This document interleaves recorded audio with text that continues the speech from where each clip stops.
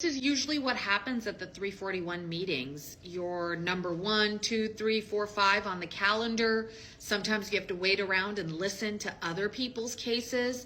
But when it's your actual turn, the trustee asks you about 10 yes and no questions. They may ask you a particular question about your situation, such as what's the address of where you work? Do you plan to keep your car? Or they may ask you some little question about a transaction.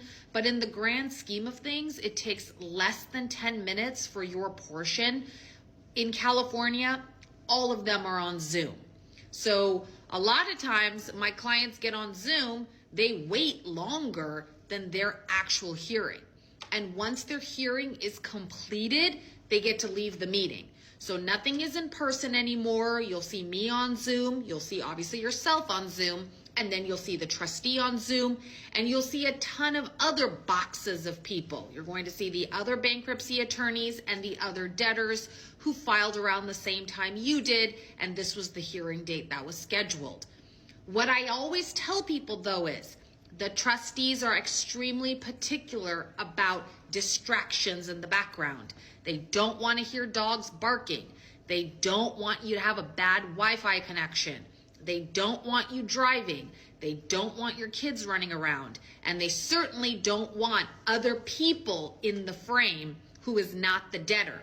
So usually husband and wife, they sit together, but anyone else cannot be in the frame. No other people can be giving you answers. Even as your attorney, I cannot answer questions for you.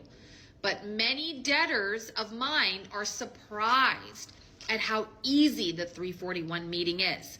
All of the heavy lifting actually comes with the document gathering, all of the information you have to give to your bankruptcy attorney, the petition that gets put together, signing off on the petition, getting it filed, and honestly, just your anxiety about the whole entire situation.